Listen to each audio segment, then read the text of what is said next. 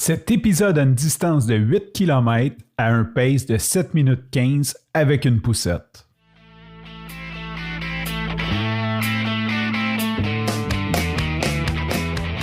Après 4 ans d'absence, je suis de retour avec Coach Bill pour la saison 2 du podcast Coureur.io.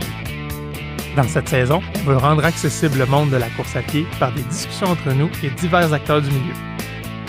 Notre mission, vous accompagner à vous remettre en forme grâce à la course à pied.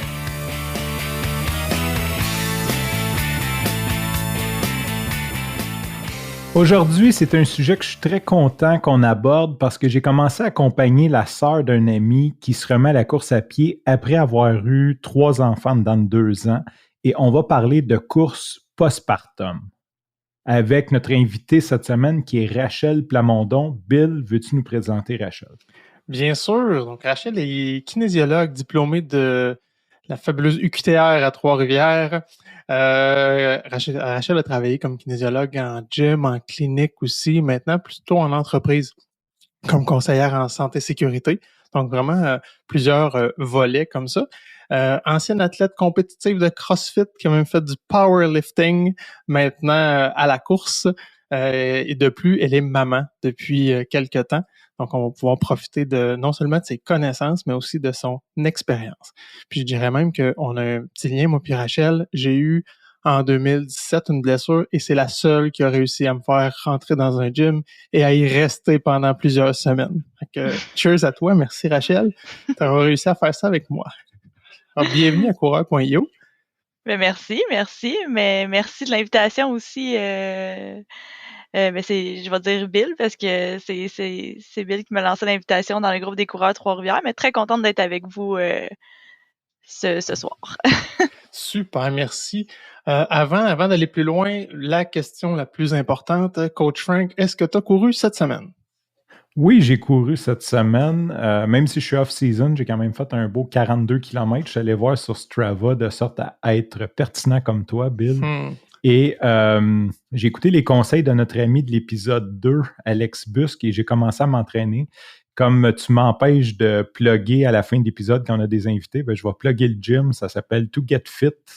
Super cool. Donc, j'ai demandé au coach d'apprendre les 5 mouvements qu'Alex nous a parlé. Le squat, là, je ne les nommerai pas parce que je vais me tromper. Fait que j'ai intégré de la musculation. Peut-être qu'un jour, je serai un powerlifter comme Rachel en courant. Qui sait, mais quand tu viens assez bon, le gym change-tu de nom au To We Fit ou c'est toujours To Get Fit? Puis c'est un... Ben, nous, on s'entraîne avec des gens de la job et comme ma compagnie s'appelle Gros, on appelle ça To Get Gros. C'est parfait. Puis le coach, l'autre fois, il n'a pas catché. Il dit on dit To Get Fat. Je dis non, c'est To Get Gros. C'est bon. Et toi, Bill, as-tu couru cette semaine? Oui, j'ai couru, puis ceux qui me connaissent savent que je suis un coureur de route. J'ai rien contre la trail, là, mais je suis vraiment, vraiment un gars de route. J'aime le sentiment d'évasion, j'ai pas besoin de réfléchir, j'ai pas besoin d'être tant que ça alerte à mon parcours. Je cours tout simplement. C'est mon fit tête. Par contre, ce week-end, c'est mon collègue de travail, Joe, qui m'a invité à aller en trail de façon impromptue comme ça. Ça faisait longtemps qu'on s'était dit qu'on voulait aller faire de la trail. Lui, il est super adepte. On a fait une magnifique sortie. Faisait beau, on était bien. On a descendu à des places là, tout près de la rivière Saint-Maurice, ici à Trois-Rivières. Sinon, on a un beau parc écologique, le parc de la rivière Millette à Trois-Rivières, qui est en plein cœur de la ville. Et sincèrement, pendant un instant, là, si vous savez pas que vous êtes au cœur d'une ville, on se sent en pleine forêt avec la rivière. C'est magnifique. C'est une espèce de petite micro-vallée, là. C'est super beau. On a eu beaucoup, beaucoup de fun là.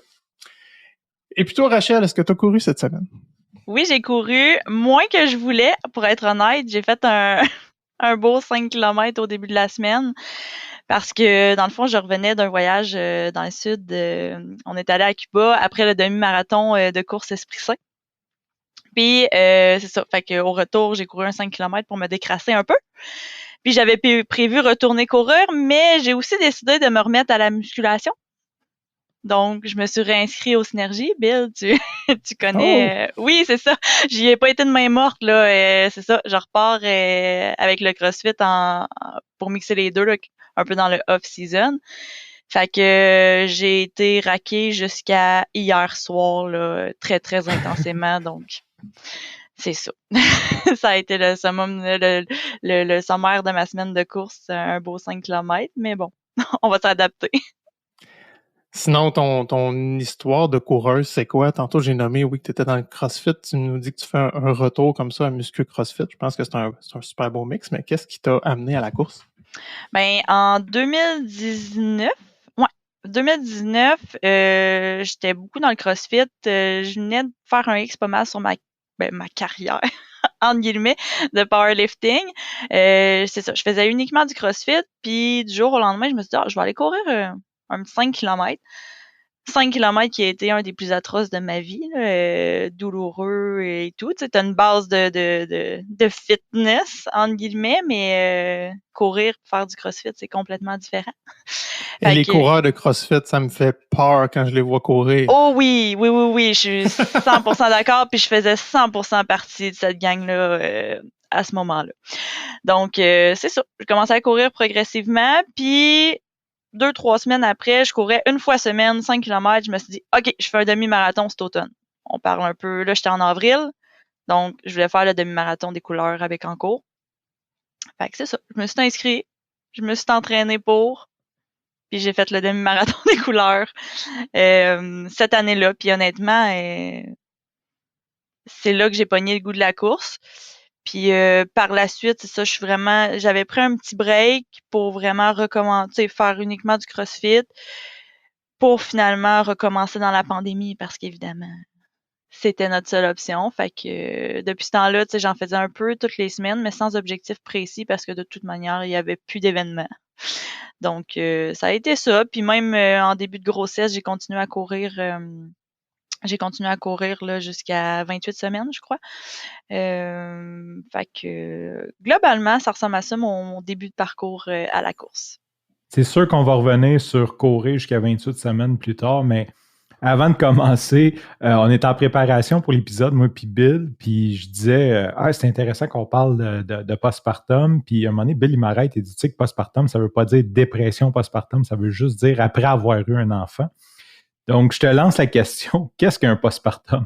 Ben, un postpartum, dans le fond, c'est le terme qu'on utilise vraiment pour après accouchement.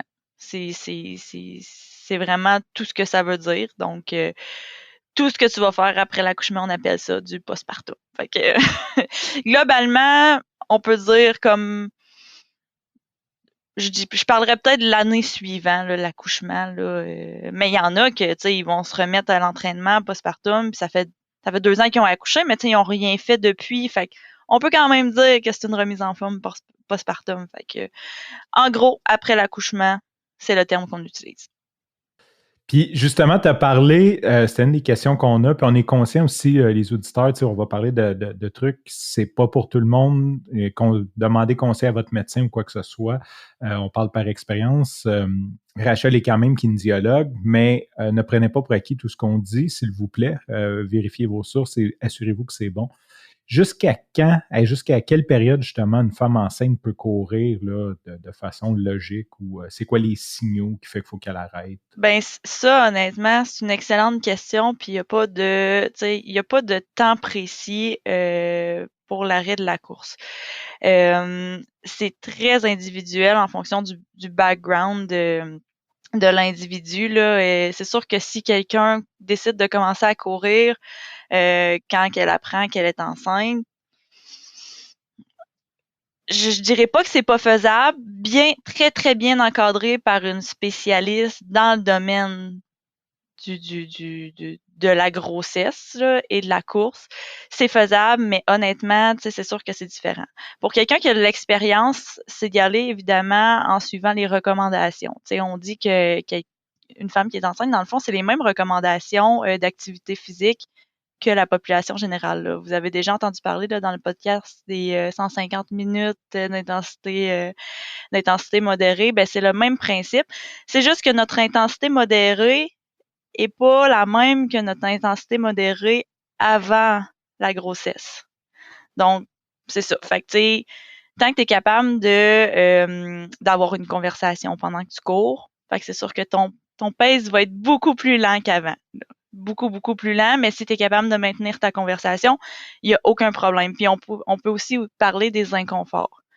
Parce que tu peux avoir couru toute ta vie, mais tu peux avoir des douleurs qui apparaissent. Tu sais, je peux parler en termes des douleurs à la symphyse pubienne, par exemple. Tu sais, ça va être assez inconfortable à la course, mais sinon, on peut aussi parler de douleurs, par exemple, dans les aines, dans le dos, parce qu'évidemment, notre corps change.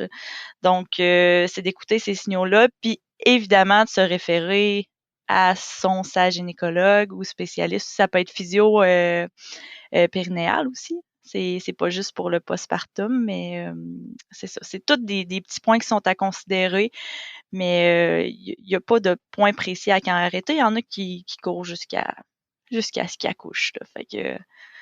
Quand même. Oui, oui. D'un point de vue très, très physique, là, il y a quand même un changement important du corps. Il y a quand même une masse de poids vers l'avant. Là. Ça défait une posture de course. Là, parce que même quelqu'un qui aurait de l'expérience, on prend les gens, on vient faire des micro-corrections au niveau de leur posture pour dire ça prend une petite inclinaison, puis ça prend ci. Là, tu as un gros poids déporté à l'avant du corps. C'est sûr que ça change tout le centre de gravité. L'autre chose aussi, j'ai eu la chance d'accompagner une femme enceinte récemment qui était une coureuse avant, justement. Elle avait quand même une assez bonne expérience de course, ce qui fait que c'était indiqué là, qu'elle poursuive. C'était assez facile de la guider. Puis juste le fait que le bébé commence à prendre de la place, les organes remontent, ben ça laisse moins de place pour les poumons. Là. Fait que nécessairement, juste la capacité pulmonaire réduit, pas parce que les poumons sont moins bons, parce qu'ils ont moins de place pour prendre leur pleine expansion. Exactement. Puis c'est pour ça que je disais tout à l'heure que, tu sais, ton intensité modérée va être complètement différente, tu sais, juste à cause que justement tes organes prennent beaucoup plus de place, ben tu vas tomber hyper essoufflé, tu seras pas capable de maintenir une conversation. Donc évidemment pour une même vitesse, pour une même fréquence cardiaque, ça va être complètement différent là, le niveau d'intensité là, on peut c'est ça. Fait que c'est vraiment de l'adaptation, il faut complètement mettre l'orgueil de côté. L'orgueil, oui. mon meilleur ami. C'est lui qui nous fait finir les marathons. Exactement. Puis, maintenant qu'on a parlé de jusqu'à quand qu'on peut courir enceinte, à partir de quand qu'on peut recommencer à courir? Oui, une autre bonne question. En fait, ça dépend de beaucoup de facteurs. Le premier est évidemment comment ta grossesse a été, mais surtout comment ton accouchement a été. C'est sûr qu'il y a des gens qui ont des accouchements plus traumatiques, là, sans rentrer dans les détails, mais le point sur lequel je voudrais mettre l'emphase en lien avec le retour à la course postpartum, c'est vraiment de se référer à une physiothérapeute périnéale. Ça, honnêtement, là, je l'ai fait, mes amis l'ont fait avec qui je cours, qui sont mamans aussi, là. Puis c'est le gage de succès parce que même si ton médecin te dit « Ah, ben c'est beau, tout est beau, tu peux reprendre tes activités », il n'y a pas d'évaluation à ce niveau-là qui est fait. Hein. Fait que si on veut éviter des problématiques un petit peu plus plates comme voyons, de l'incontinence urinaire. C'est des termes très spécifiques, mais ça serait plate que ça se produise parce que justement, il y a eu un petit peu ou un manque d'information ou un laisser-aller à ce niveau-là. Là. Donc, c'est ça. Ça dépend vraiment de tous ces facteurs-là. Ça, tu parles oui, certaines rééducations. Est-ce qu'il y a une différence si c'est fait tout de suite après l'accouchement ou, tu sais, exemple, de 3 ans après, je veux courir, j'ai pas fait ça, je suis dans le trouble ou ça se fait là, plus tard?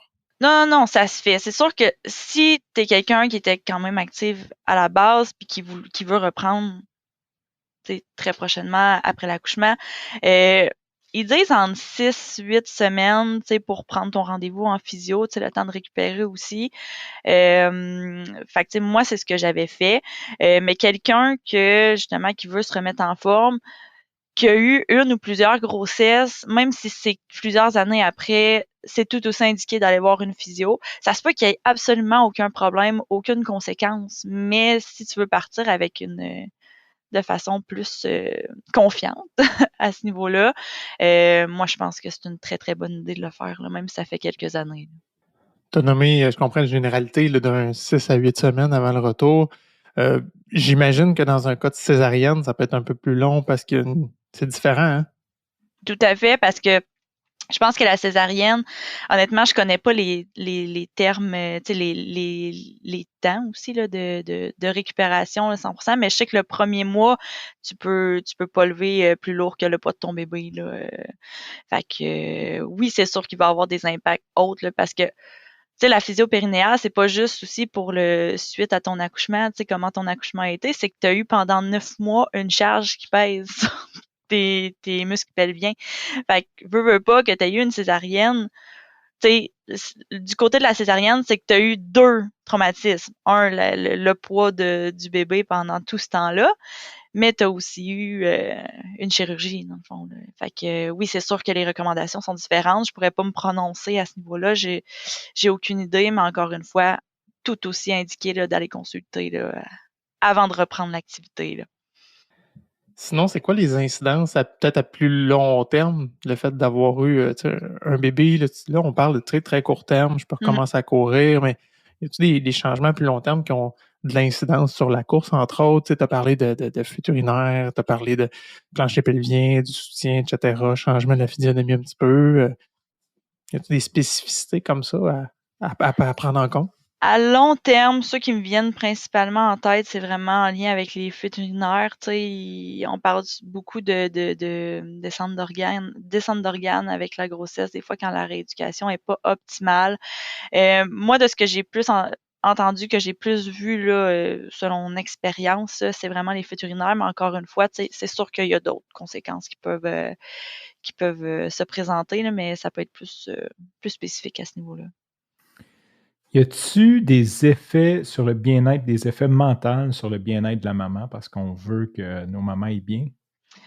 Ben, ça, je vais parler un petit peu plus de mon expérience personnelle, là, mais honnêtement, 100%, là, je pense que c'est la chose qui était le plus importante là, quand j'allais courir parce que, tu sais, oui, il y a la remise en forme, oui, tu sais, on veut retrouver nos acquis, mais ce qui me faisait le plus du bien, c'était de sortir, d'aller bouger, puis l'effet que ça avait après, là. Je passais tellement de meilleures journées. J'avais l'impression aussi d'avoir pris du temps pour moi parce que, évidemment, quand on devient maman d'un petit bébé, ben, on pense en deuxième. Fait que juste de mettre le bébé dans le chariot, on part courir, on sait que lui, il va faire sa sieste, puis toi, tu vas courir pour ton bien-être, là, honnêtement. Tu as l'impression que tu as pris soin de toi. Fait que oui, les effets sont ultra positifs là, sur le bien-être psychologique, mais physique aussi. Donc. Tu as parlé de mettre le bébé dans le chariot pour qu'il fasse sa sieste. Mm-hmm. As-tu des recommandations, peut-être pas tant sur le chariot, mais oui mais sur des choses à apporter? Sûrement, il y a dû un moment donné, il s'est réveillé, on amène quoi? On amène plus de lait? As-tu des petits trucs, là, justement, une nouvelle maman qui veut se mettre à la course, qui veut amener son enfant en poussette? Qu'est-ce qu'elle amène avec elle? Ben, c'est sûr que c'est variable. Puis il y a aussi le fait que à ce moment-là, on sortait pas pour des grosses distances. Là. On allait faire un 5, 6, 7 km dans le top, là, mais c'est sûr que, tu sais, oui, si tu peux apporter du lait, ça peut être une bonne idée, mais honnêtement, généralement, tu sais, pour le temps de la course, l'enfant va dormir pas mal toute la distance, à moins que tu sortes faire une grosse distance, mais en remise en forme, généralement, c'est pas le focus, là. Mais sinon, tu sais, moi, j'apportais tout le temps. C'est sûr que quand elle était plus petite, j'apportais des jouets là, dans le chariot pour quand elle se réveille. Ce que je fais encore à ce jour. Mais outre ça, c'est pas, j'ai pas d'autres choses que j'apportais. En tout cas, rien de. C'est sûr que s'assurer qu'il est au chaud parce que moi, je courais l'hiver, hein, fait que avec un. L'hiver avec le chariot? Oui. Wow! On partait pas longtemps, mais honnêtement, tu sais, j'allais faire des 30 minutes, là, un petit 5 km, puis tu sais, c'est ça, s'assurer que on est vraiment bien équipé là, avec la chancelière, l'habit de neige, toute la quête. Là. Fait que c'est un dossier quand on sort courir avec un enfant. Ça occupe pour une demi-journée. Tu n'as pas besoin de faire de plan. Là. Ben, c'est en plein ça. C'est en plein ça, puis tu sais qu'il va faire une sieste. Fait que on est correct. Ouais. Parler du chariot rapidement, je ne sais pas si c'est peut-être pas tout le monde qui a déjà couru avec ça, que ce soit homme ou femme. Là. Nous, on en a eu un aussi. Puis j'ai traîné ma fille dans le chariot pour aller courir. Honnêtement, c'est fabuleux. Là. Quand on en a un de bonne qualité, ça prend quand même une certaine qualité. On prend assurément pas la poussette qu'on prend pour aller au centre d'achat. Là. Non. Ça, c'est des plans pour, un, pour avoir de plaisir, puis deux, que ça trébuche, puis que ça fonctionne pas. Là. Par contre, même si le bébé a un certain poids, moi, je l'ai traîné ma fille là-dedans jusqu'à 5-6 ans. Là. Puis le roulement est tellement bon qu'honnêtement, la restriction est assez faible. Même s'il y a un certain poids dans le chariot, ça se pousse super bien. C'est pas un si grand frein que ça. Là. On s'entend que c'est pas comme courir sans puis avoir rien à pousser, mais c'est pas si difficile à pousser puis ça roule vraiment très bien quand on a le bon équipement. Exactement. Puis tu sais, honnêtement, les chariots, c'est quand même accessible. C'est sûr que si tu veux acheter ton chariot neuf, puis tu sais, je sais pas si on peut parler de marque ici, là, mais généralement, bien sûr, on plug tout ce qu'on veut. Mais je parle pas de marque pour les plugger, là, c'est vraiment plus parce que c'est généralement les marques qu'on voit le plus, là, tu sais, on parle de Thule, généralement, là, dans les chariots, mais tu sais, je sais pas si vous avez déjà vu le prix d'un chariot Thule neuf. On parle peut-être d'un 1500 plus taxes. Puis t'as peut-être pas tous les accessoires, là. Fait que, c'est sûr que, tu sais, c'est à prévoir. Moi, j'ai décidé d'acheter un chariot usagé, puis ce que je conseille à plusieurs mamans qui sont intéressées par la remise en forme par la course parce qu'honnêtement, c'est beaucoup plus accessible. Là. Nous, on a acheté ça nous a coûté 300$, je pense. On avait tout, hein, tous les accessoires. Puis c'est merveilleux. Là. Je pense qu'il y a 13 ans le chariot, mais c'est de Cougar, là, l'ancienne variante Thule, là, puis il va à merveille. Fait que Ce qui est beau, c'est que c'est cyclique, ça. T'sais, les gens en ont plus besoin après une couple d'années. Fait qu'il y a un super marché de l'usager pour ça. Puis on a fait la même chose. Là. On avait payé à peu près 300, puis on avait tous les équipements, autant pour la course, les plus petits trous pour aller au zoo, ces choses-là, la marche, plus l'attache pour le vélo. C'est vraiment génial. Là. Exactement, puis il y a même possibilité, là, tu sais, je le plug, là, mais d'avoir le kit de ski de fond, là, qui va à même le chariot, fait que c'est super accessible, c'est super pratique, puis tu sais, on parle de la course, mais moi je l'utilise quand je vais marcher, je l'utilise vraiment souvent, là, c'est super pratique. Là. Est-ce qu'il y a là on a parlé des équipements pour les bébés, mais pour la maman, est-ce qu'il y a des gears, des équipements, des vêtements qui sont demi pour les femmes en postpartum? Ben vite comme ça, il n'y a rien de spécifique. Selon moi, c'est très similaire à n'importe qui va courir. Là. Il y a rien de spécifique de ce qui me vient en tête, puisque de ce que moi j'ai utilisé, là, c'est la même chose. Sinon, toi, au niveau de ton expérience, là, je sais pas quel âge est rendu ta petite. Là, est-ce que tu cours encore avec? Oui, je cours encore avec, mais là, elle a juste 13 mois, hein, fait que c'est encore facile de la porter, mais oui, je cours encore avec, puis cet été, j'étais encore en congé de maternité, fait que mon chum, lui, travaillait. Fait que souvent, pendant mon entraînement pour le 15 km puis le demi-marathon, j'avais pas le choix de la porter, hein. Fait que c'est ça, je cours encore avec, elle aime encore ça. Mais le plus que j'ai fait en chariot, c'est 12 km parce que honnêtement, ça change un peu ta rotation, hein, d'avoir une main sur quelque chose, hein. Fait que ça change. Moi, j'ai trouvé que ça change un peu ma cadence, que ça change mon patron de course un petit peu. Fait que pour les grosses distances, j'ai trouvé ça plus difficile, mais c'est très faisable. Les intervalles aussi, j'ai trouvé ça très difficile. Oui. C'est intéressant ce que tu dis parce que c'est vrai que généralement on va mettre une main, pas nécessairement les deux, parce que là on perd comme l'espèce d'effet de rotation, justement un petit peu des bras qui nous aident à avancer. Mais d'avoir juste une main, c'est vrai que ça crée quand même une petite rotation statique, puis ça change quand même le patron, oui, t'as raison. Puis c'est d'essayer de penser aussi, là, puis je m'étais mis un chrono sur ma montre. À chaque 2 minutes, ça sonnait pour que je change de main. Ça, je pense que c'est un peu de la déformation professionnelle, que ce soit comme autant égal des deux côtés, puis que j'aille le même volume à gauche puis à droite, là. Mais c'est ça, ça m'assurait en fait, ça me rassurait, moi, de faire cette façon de faire-là, mais honnêtement, c'est complètement différent. Là. On le sent en le faisant. Là. Qu'est-ce qui arrivait si ton entraînement, tu avais fini ton 10 et que tu avais un temps impair? J'étais pas si stiff, là. Honnêtement, je me posais pas la question, là. Je me rappelais de toute façon pas par quelle main j'avais commencé, fait que... Ouais, c'est comme les femmes qui allaitent, souvent, on se mettre une petite épingle pour savoir à quel sein ils sont rendus. Là, Rachel, elle se mettait ça sur sa manche pour savoir à quelle main était rendue la course d'après. Exactement, c'est en plein ça. Ben oui. Ouais, parce que là, si tu recommences de l'autre bord, t'as tout fait ça pour rien. C'est en plein ça. Et en parlant de choses ridicules de même, est-ce qu'il y a des mythes que tu as entendus ou qu'on pourrait démystifier justement par rapport à la course postpartum? Ben, honnêtement, il n'y a rien qui me vient en tête parce que, tu sais, souvent les gens disent de pas faire ça parce que de pas courir postpartum parce que justement, avec toutes les histoires d'horreur qu'on entend là, en lien avec l'incontinence urinaire, puis tu sais, il peut y avoir des cas beaucoup plus extrêmes, mais c'est pas vrai qu'on peut pas le faire. C'est bien accompagné, c'est 100% faisable, c'est 100% réalisable. Il y en a pour certaines que ça va être plus long avant de pouvoir comme prendre un volume de course qui est intéressant en fonction de la réadaptation, mais sinon, d'autres mythes, il n'y a rien qui me vient en tête, là.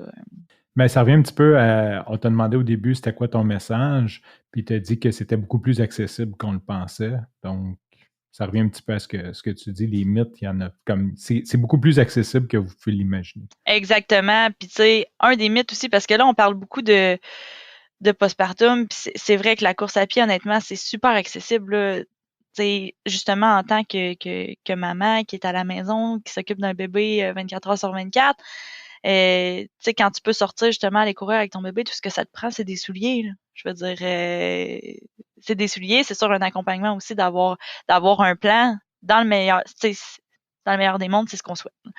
Fait que tout le monde peut le faire, mais je rebondis un peu là, sur ce que tu disais, les mythes. Un mythe que j'entends souvent, mais plus relié à la course pendant la grossesse. Souvent, on entend le fait de ne pas courir en début de grossesse parce que les risques de fausse couche sont plus élevés. Ce qui est pas vrai. En fait, on revient un peu à ce qu'on disait tout à l'heure.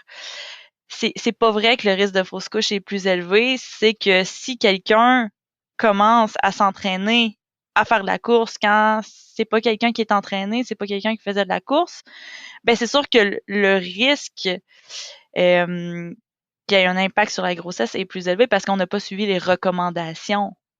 Mais pas de là à dire que ça va créer une fausse couche. Donc, c'est là le petit bémol qu'il faut faire attention parce qu'on l'entend souvent. Souvent, souvent, souvent. Puis, fait que c'est ça. J'imagine, c'est comme n'importe qui aussi, tu sais, le risque de trébucher, c'est sûr que si moi je trébuche, je m'égratigne un genou, c'est pas tant grave, là, je vais m'en remettre. Mais une maman ou une future maman, une femme enceinte qui trébuche, qui se cogne le ventre, par exemple, peut-être que ça, c'est un peu plus... Exactement. Ben, c'est sûr que dans les recommandations pendant la grossesse, c'est oui, pendant la course, il faut être vigilant là, pour éviter, tu sais, ce qu'ils disent qu'il faut faire au maximum, c'est d'éviter les chutes, surtout en avançant dans la grossesse à cause que ça peut créer un décollement placentaire principalement.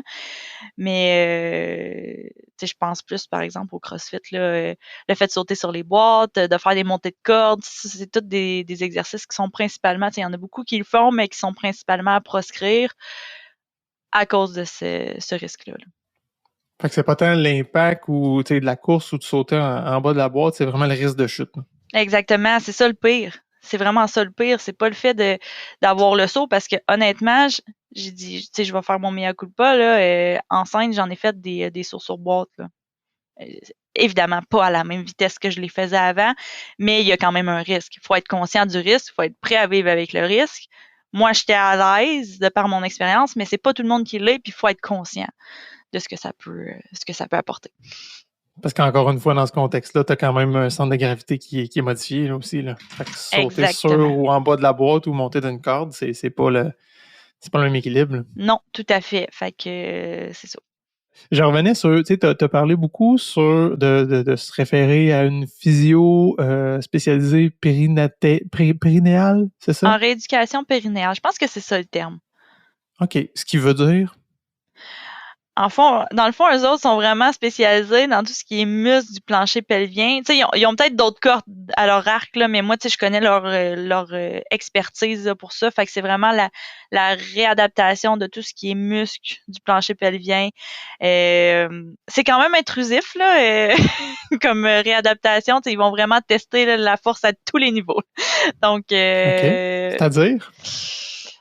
Ben, ils vont aller tester la force de ta contraction périnéale. Fait que, tu sais, c'est ça, ils utilisent leurs doigts pour aller vérifier ça. C'est ça. Il y a beaucoup d'examens, mais honnêtement, c'est vraiment leur force. Après ça, tu sais,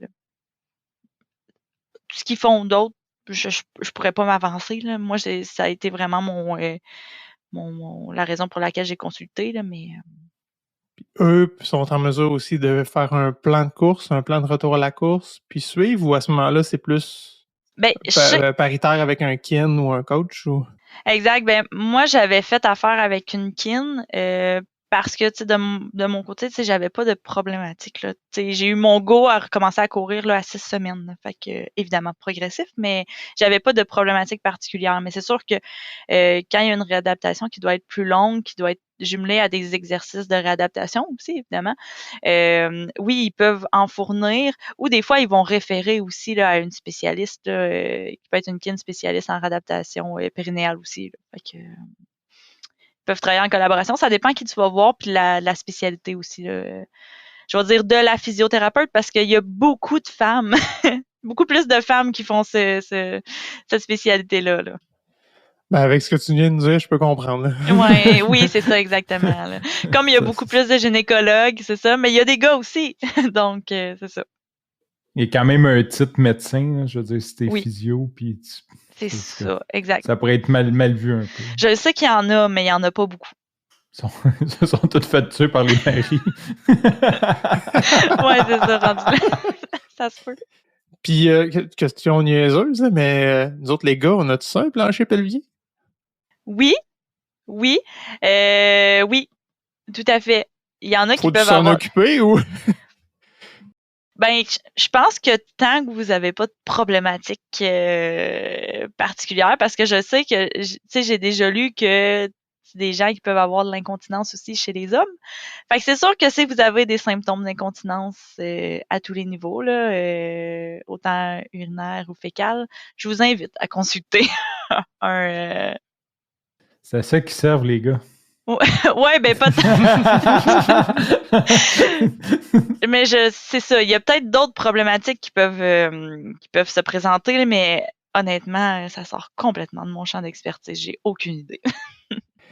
J'ai une autre question pour toi. Peut-être que tu peux. Je sais pas si tu connais cette sphère-là. Là. Moi, j'ai déjà entendu parler de la relaxine, qui est une hormone sécrétée pendant la grossesse pour un paquet d'affaires, là, justement, croissance du fœtus, etc.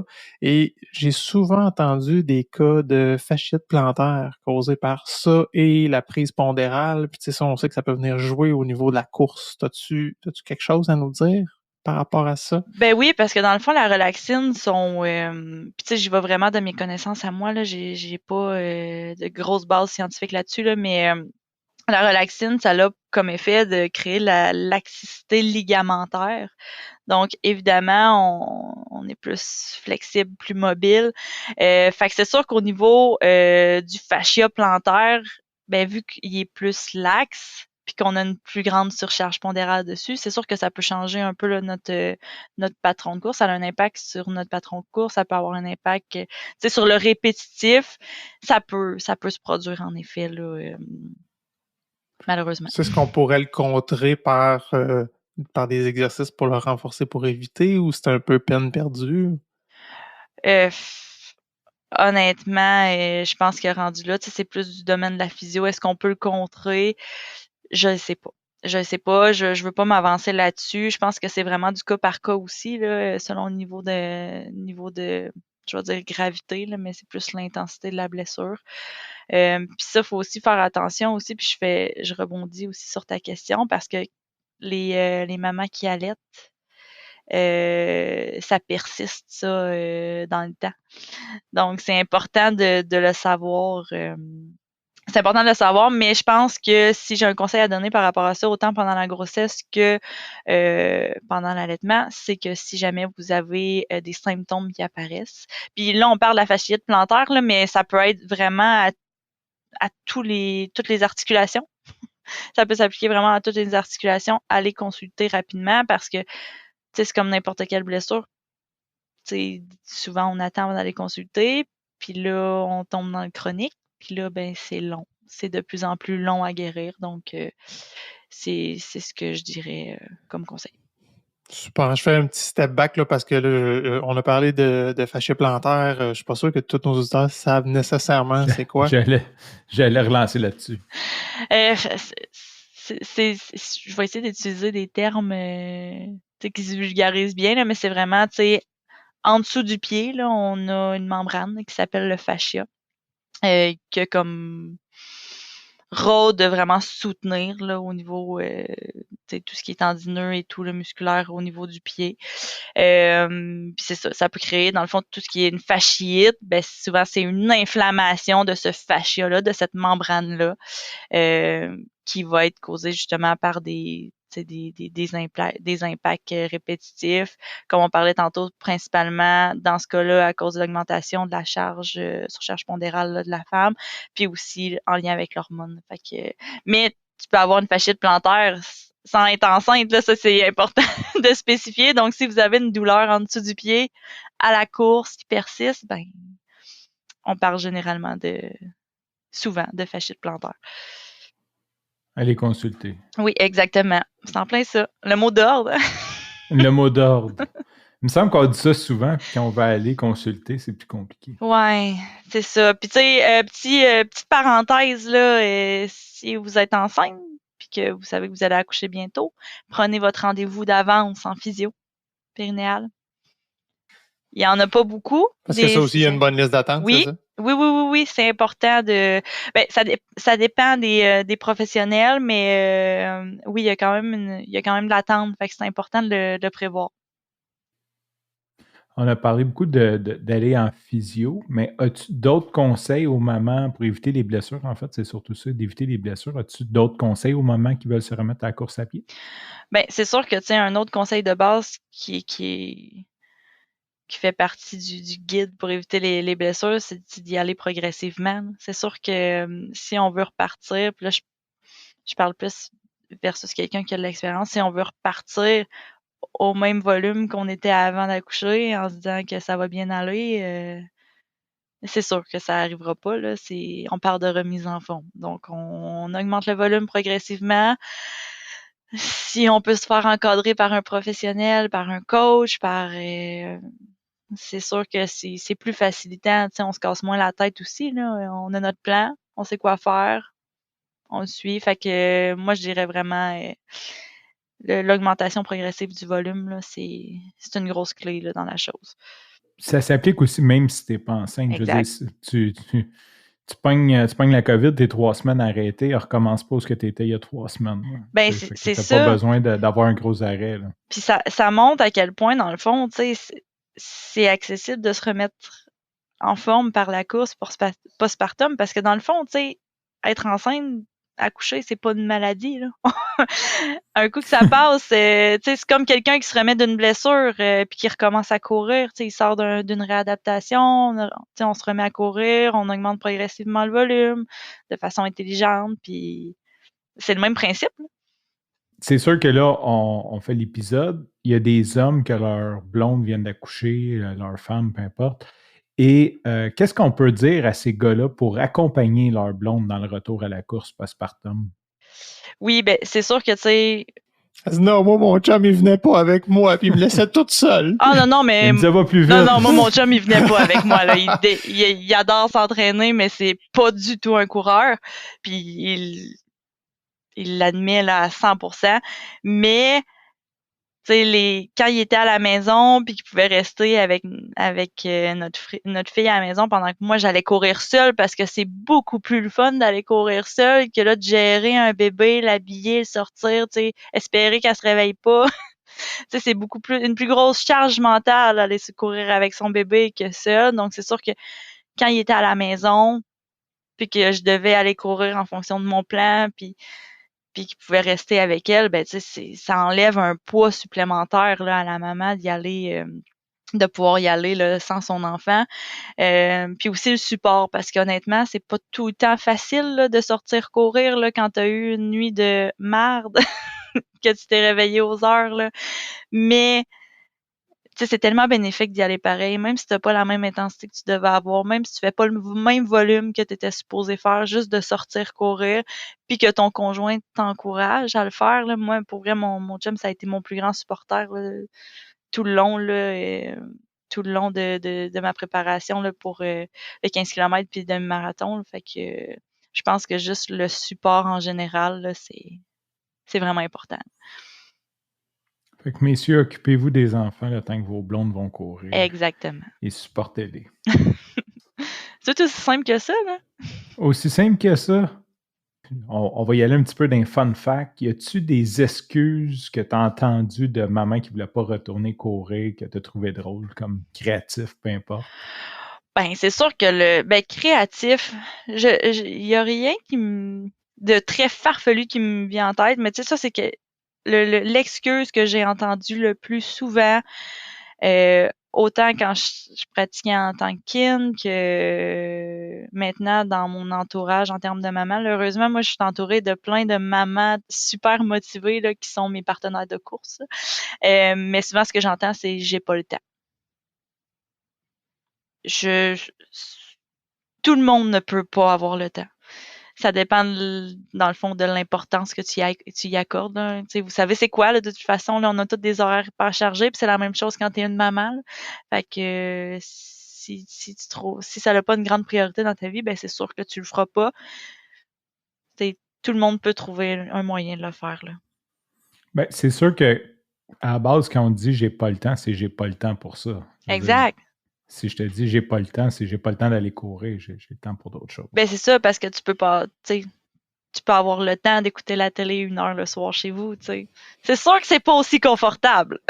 On n'est pas dans le jugement, mais non, quand quelqu'un dit j'ai pas le temps, ça veut dire j'ai pas le temps pour ça. Mais c'est une question de priorité, tout simplement. Exactement. 100%. Puis ça, c'est pas besoin d'être postpartum pour dire j'ai pas le temps d'aller courir. Là. Ça touche tout le monde, je pense. Puis moi, comme coach, c'est un des points que j'adore le plus, c'est d'aider mes athlètes dans la logistique de la chose.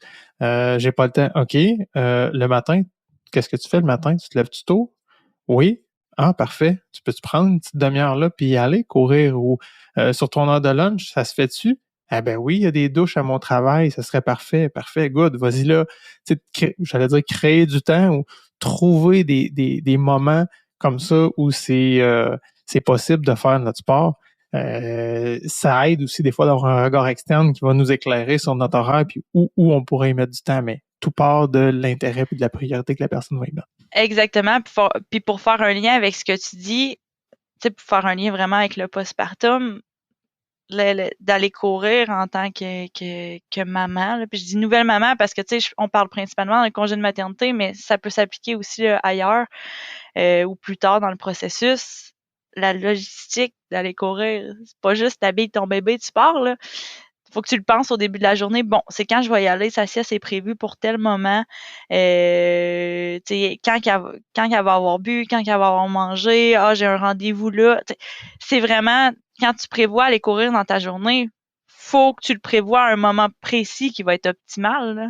Fait que c'est une autre charge. C'est sûr que c'est une autre charge mentale qui se rajoute. C'est un terme qu'on entend souvent là, quand on parle de maternité.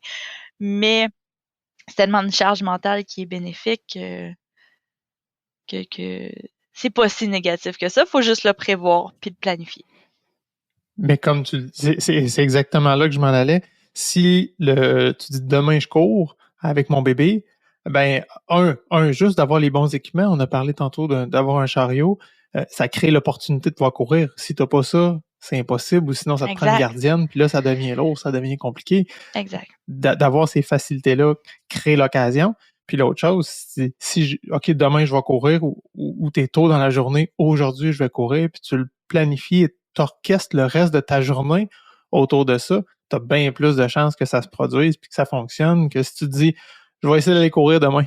Puis là, tout ce qui va arriver, c'est que tu vas avoir toujours autre chose, puis tu vas arriver après souper, j'ai pas eu le temps. Puis là, vient, on sait quoi, hein, comme tout coureur, la culpabilité de je veux y aller, je suis pas allé, j'aurais donc dû, shit, si j'avais pas fait ça, j'aurais pu y aller. Fait que la clé, c'est vraiment la planification, sans être lourd, mais au moins de bien le placer. Puis comme tu dis, t'arrives, tu le fais à un moment optimal, puis c'est juste du plaisir. Mais c'est en plein ça, puis tu sais, c'est pas grave si ta brassée de linge n'est pas faite. Je veux dire, c'est encore une question de priorité. Là. Fait que c'est sûr que si tu vas toujours trouver autre chose à faire là, si tu le priorises pas.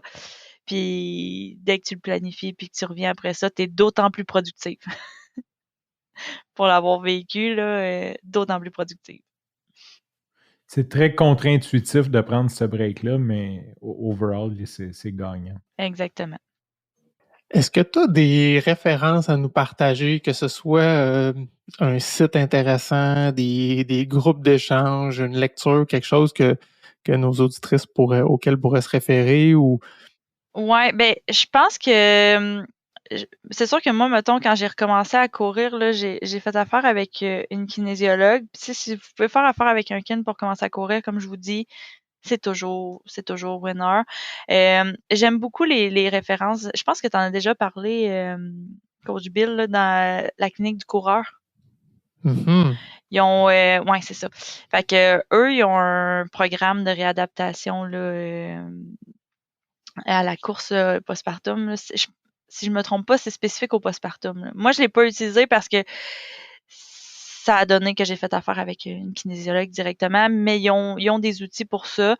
Sinon, des groupes là, spécifiquement, moi, ce que je peux conseiller, puis c'est pas une référence là, c'est reconnu, là, mais c'est si vous pouvez avoir dans votre entourage des mamans qui ont les mêmes passions que vous, qui ont les mêmes intérêts que vous, c'est tellement winner, tu sais. Puis là, je vais faire un petit shoot-out à mes amies mamans, Marilyn, Geneviève, puis Tania, là, mais tu sais, c'est un peu grâce à eux là, qu'on a participé à tous ces événements de course-là, puis on se motive entre nous aussi. Fait que c'est ultra bénéfique, puis ça fait que finalement, on se voit tout le temps là, pour courir, pour boire du vin, pour faire plein de choses, mais c'est ça. Fait que je pense que ma référence, comme mon gros highlight, c'est vraiment ton cercle social de maternité. Là, ça joue pour beaucoup.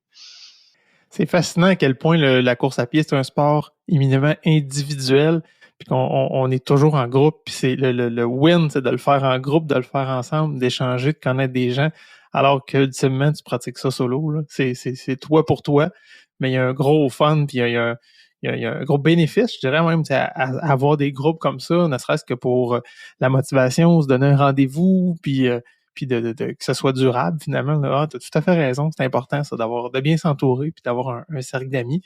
Puis probablement, j'imagine là, que dans les styles cours prénataux, ces choses-là, ça peut être des choses qui se discutent. Là. Il y a des mamans sportives, puis quand on aura accouché, on pourrait continuer à faire du sport ensemble.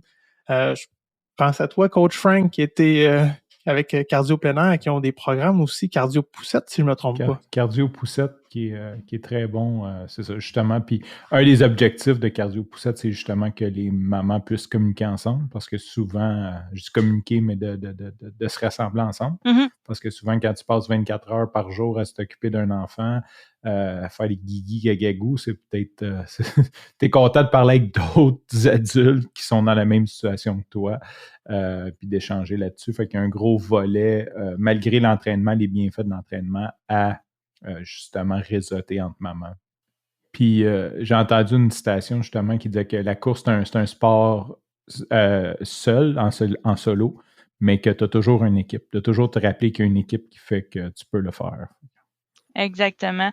Puis ça me fait penser aussi, là, je pense que il y a dans la région de Trois-Rivières, là, si on se réfère au Centre ressources naissance, qui appelle généralement le CRN, là, il offre des cours. Là, je sais qu'ils ont du yoga. Je connais pas 100% des cours qu'ils donnent, là, mais ils ont une plage horaire là, de cours, là, que ce soit postpartum. Il y en a même pendant la grossesse, là, si je me trompe pas. Puis aussi c'est niaiseux, mais des cours là, de développement moteur là, avec les bébés. Fait que ça peut être intéressant d'aller se référer à ça. Puis en termes aussi de remise en forme générale, là, il y a l'entreprise Marche et Saut. Qui est une kinésiologue spécialisée là, dans tout ce qui est grossesse, puis postpartum aussi, la remise en forme postpartum. Donc, c'est des ressources qui peuvent être intéressantes des fois si vous savez pas où aller ou comment commencer. Là, ça peut être intéressant. Puis, c'est sûr que tu as parlé de celui à Trois-Rivières parce que c'est ta région, mais si vous cherchez centre périnatal, moi, j'avais travaillé justement pour le berceau, je pense à Belleuil. Il y en a un peu partout, des centres périnatales qui offrent des co-formations, pas des formations, mais des séances de sport pour les mamans, les jeunes mamans et ceux enceintes, les femmes enceintes. Moi, je voulais savoir, avant qu'on conclue, est-ce qu'il y avait une question, un sujet, quelque chose qu'on n'a pas abordé, que tu trouves important, que tu aimerais nous parler, que tu voudrais partager avec notre auditoire? Honnêtement, le point, comme je disais, le plus important, c'est de faire un petit wrap-up, là. C'est vraiment de vous entourer de gens qui sont motivants, qui ont les mêmes passions que vous. On parlait un peu que la course, c'est un sport individuel, mais nous, tout l'été, là, on a participé aux courses du jeudi matin là, du 6e Club à Trois-Rivières. Puis honnêtement, c'était notre point de rencontre. Là, on sortait les mômes courir le matin, là, puis des fois, on apportait nos enfants, mais juste de s'entourer, je pense que c'est le premier gage de succès là, quand on commence la maternité. Puis ça s'applique à plein de niveaux, là, mais d'autant plus quand on commence à courir là, pendant la maternité. Là, je voulais vraiment mettre l'emphase là-dessus, puis le fait aussi que c'est super accessible. Là, c'est pas compliqué. Tu n'as pas besoin d'avoir un rendez-vous au gym à telle heure, de savoir si tu fais garder ton bébé ou je peux-tu l'apporter, je peux-tu pas l'apporter. Fait que c'est ça. Effectivement. Puis ça s'adresse à tout. Hein. Je veux dire, c'est une des raisons pourquoi que j'aime la course à pied. C'est que je fais juste mettre mes chaussures, puis je pars. Je peux être en vacances au bureau, à la maison. Puis ça s'applique aussi aux mamans, aux nouvelles mamans, puis le postpartum, cette flexibilité-là. Si on fait un petit wrap-up, si tu as des points à ajouter, Rachel, n'hésite pas. Moi, ce que j'ai retenu, c'est que c'est les mêmes recommandations pour femmes enceintes ou postpartum. On parle de 150 minutes à intensité modérée d'activité physique qui est recommandée, d'y aller progressivement, comme tout retour à la course, que ce soit à cause d'un arrêt ou d'une blessure. Quand on revient à la course après une grossesse, c'est la même chose. Il faut y aller progressivement. Être indulgente envers vous-même. Essayez pas de faire les mêmes temps que vous faisiez. Enlevez-vous ça de la tête. Ça va revenir. Si vous le faites bien, ça va revenir plus vite. Si vous le faites pas bien, vous allez recracher. Ça va être difficile, comme n'importe quel retour à la course. Les gars, occupez-vous de vos kids. Laissez du temps à vos blondes pour aller courir sans le chariot. C'est le fun, le chariot. Ça va bien. Mais ce qu'on a entendu, Rachel l'a dit, du temps toute seule, de qualité, profiter de sa course, de ne pas avoir d'inquiétude de est-ce que le bébé va bien, est-ce qu'il a froid, est-ce qu'il a chaud, il est à la maison, il est en sécurité, il est avec son papa, tout va bien. Offrez du me time à vos blondes. Consultez les bons spécialistes avant de recommencer, que ce soit kin, physio en rééducation périnéale pour être certain que tout est top-notch avant de partir et que vous n'ayez pas de problème. Finalement, prudence, restez à l'écoute des douleurs ou autres signes qu'il y a quelque chose qui cloche. Puis à ce moment-là, n'hésitez pas à consulter pour être sûr d'être bien guidé puis de courir de façon sécuritaire. Est-ce que j'oublie quelque chose, Rachel? C'est globalement très, très, très... un très bon résumé. Moi, je voulais juste rebondir sur ton 150 minutes, c'est par semaine. Je ne veux pas que quelqu'un commence à le faire d'une journée. C'est un excellent point. Quand Coach Bill a dit qu'il fallait faire 150 minutes, c'est scrap total. Le bébé est déshydraté. De toute manière, tu t'offres pas 150 minutes si est à bout. Je te confirme que j'ai fait des courses où Alice ne voulait rien savoir après 3 km. Le retour est long.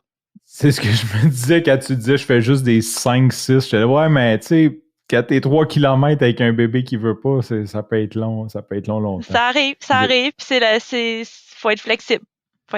Ça dépend pas juste de nous à ce moment-là. Hein? C'est pas de notre contrôle.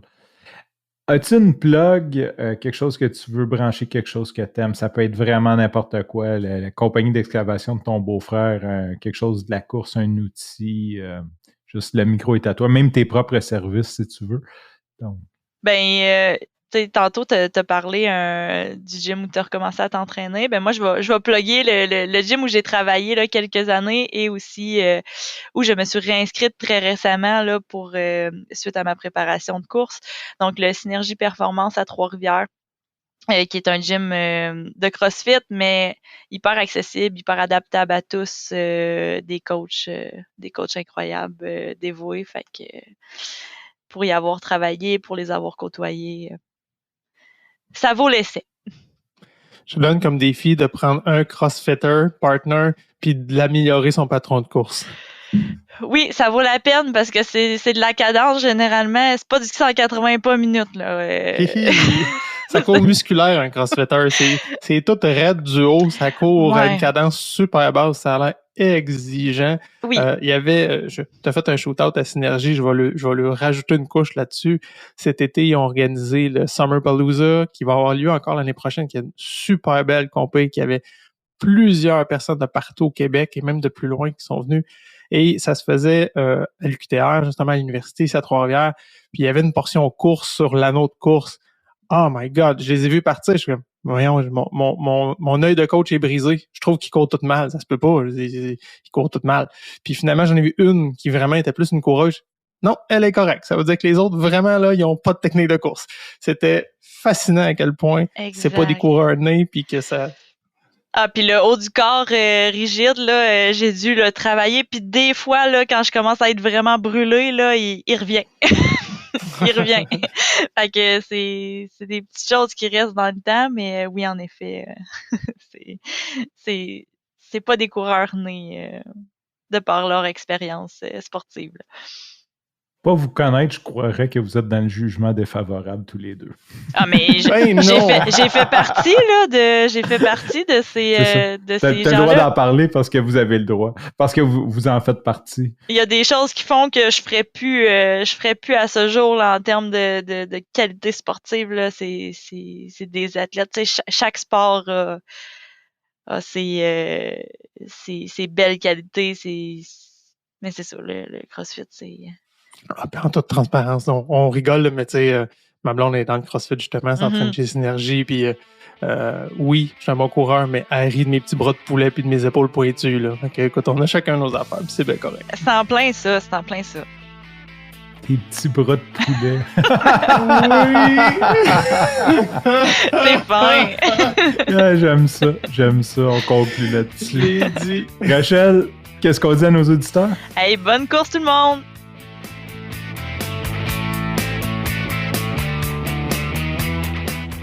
Ici Coach Frank. Avant de vous quitter, si vous avez aimé cet épisode, une bonne façon de nous aider, c'est de partager cet épisode avec un ami. Bien sûr, vous inscrire au podcast, nous laisser un review 5 étoiles et un commentaire sur Apple Podcasts ou Spotify serait énormément apprécié. Hey guys, like and subscribe.